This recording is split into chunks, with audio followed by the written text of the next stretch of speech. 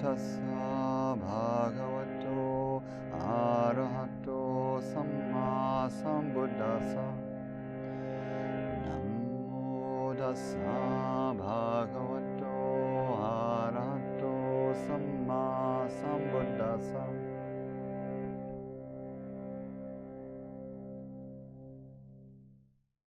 So this practice we can call orientation through the senses, orientation to the environment through the senses, orientation through the visual, is a way of beginning practice where we use the visual sense most commonly, but you can sometimes use the audio or sensate senses. But I'll give instructions for the visual. You use the visual sense as a way to bring attention out of wandering thought, out of activation and stirred up internal states, really into this, the here and now, this place, this moment, exactly where we are. And so starting in whatever posture you're in, getting as comfortable as you can, something like stillness, but without forcing it at all. And for the practice of orientation, and this is a practice you can do anytime, even as a brief reset practice, you would open the eyes and let your eyes go where they want around the room, or the space you're in. The practice here is to really disinhibit the eyes. You might even feel the difference between looking around, which is something that you can do on purpose, to a more intuitive, like letting the soft animal of your eyes go where they want.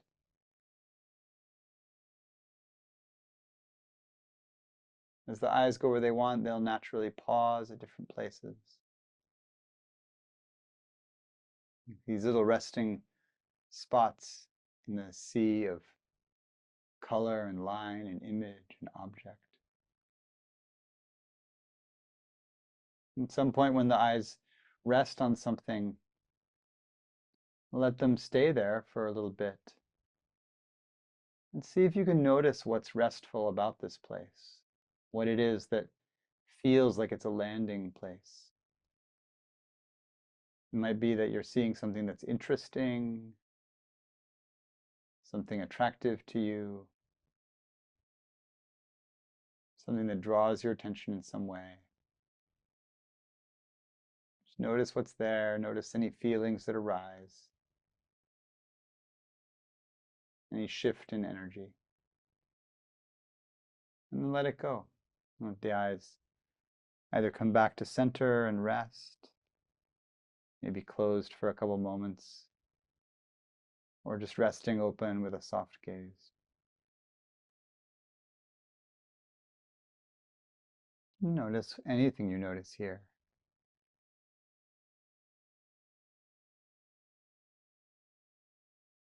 And we'll do it again.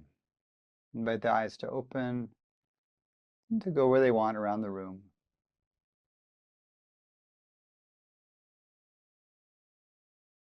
Notice how it tends to move the head on its axis. So you're taking in the horizontal scope of the room. Even if the eyes track upward, there's a way that there's an awareness of the horizon, the level plane. Even if the eyes track downward, feeling how it moves the neck.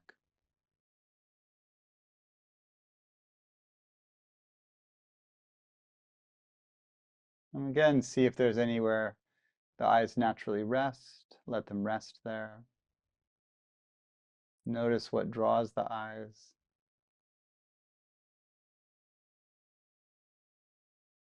And relaxing, see if you can notice what's pleasurable about whatever it is the eyes have landed on. Maybe it just feels good for the eyes to rest. But usually there's something about the object the eyes have come to rest on. It's like a little home or a pause or a respite, a tiny delight, a little blossom of interest. Often the eyes will rest on something interesting or lovely. Sometimes they'll rest on something that may seem like a flaw, like I see a stain on the wall that I should clean. You might not think of that as pleasant.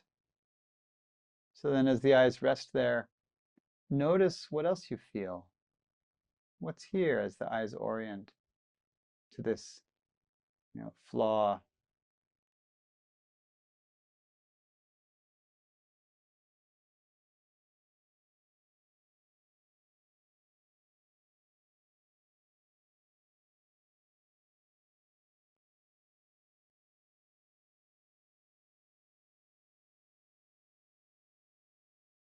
Sometimes there's a different kind of pleasure or clarity that's present when the eyes rest on something unpretty. Whatever it is, let it go and come back. Watch out for any place where you start to spin a story about where the eyes are landing. Instead, just notice the feeling, the energy of landing really with something that's here in the physical space. Notice how it shifts the energy through the body, how it might shift the breath.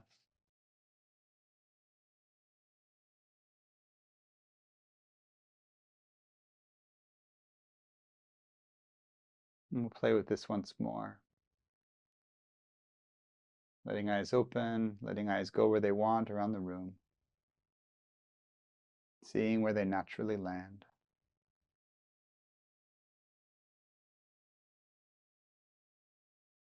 Noticing interest, pleasure. And if you can notice what's pleasurable or easeful or interesting about this place the eyes have landed, then see if you can notice where in your body you can feel that pleasure.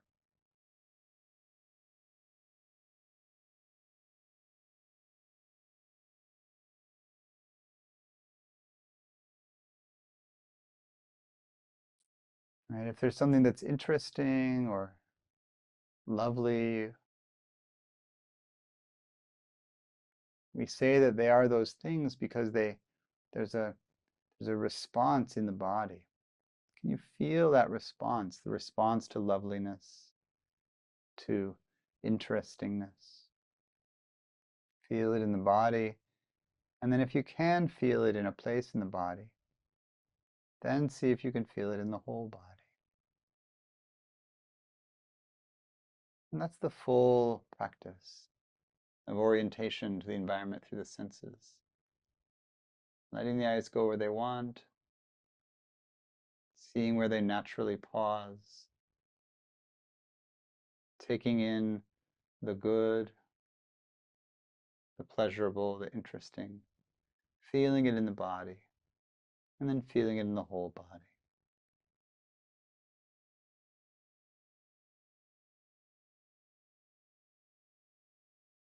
And once you get to this point, feeling it either in a part of the body or the whole body, you can either come out and let it go, or you can use this in meditation as the doorway to letting the eyes close and just coming into the sense of the whole body.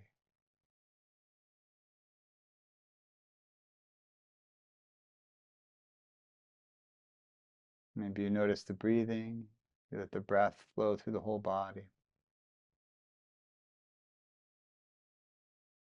You notice that pleasure, the ease or interest, goodness. See if we can feel it through the whole body. Let the pleasure mix with the breath and the posture.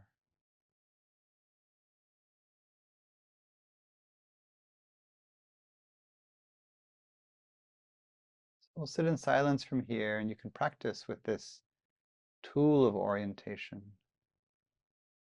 If the mind feels unable to ground or lost in thought, too much spinning, you can open the eyes, orient, let them go, see where they pause, feel the pleasure in the body, feel pleasure in the whole body. And use that to settle, drop in again. Be with the flow of pleasurable energy and breath in the body, sheltered from story, worry, or anything that would pull the mind away in a way that we don't want. So we'll practice in this way together.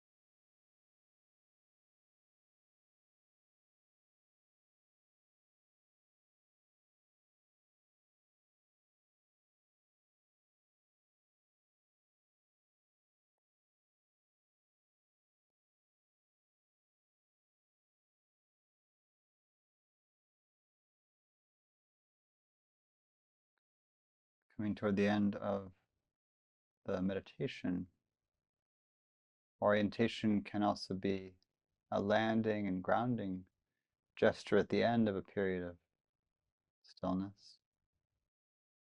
So you might do the same sequence again.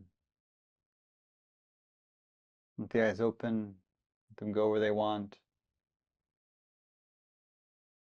Notice how the eyes pause, where they pause.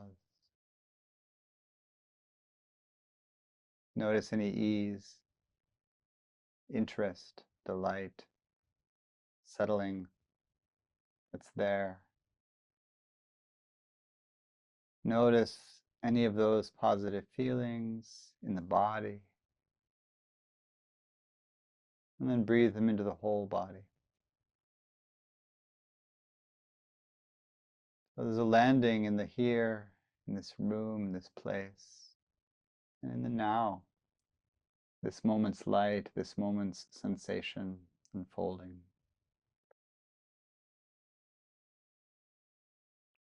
With orientation, you can come out of the meditation already with your eyes open and not really have a dramatic state shift. It's not like opening your eyes, ringing the bell and jumping up. The mind can be quite ordinary, just here, just at ease, right where it is.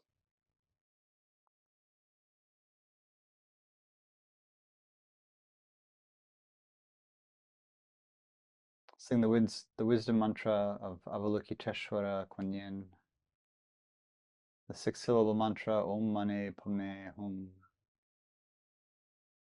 to close our meditation.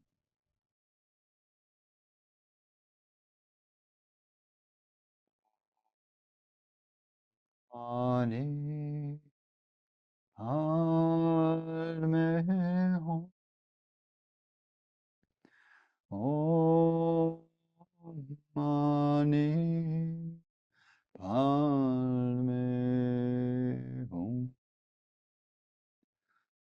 Om Mani Padme Hum. Om Mani Padme Hum. Om Mani Padme Hum. Om Mani Padme Hum.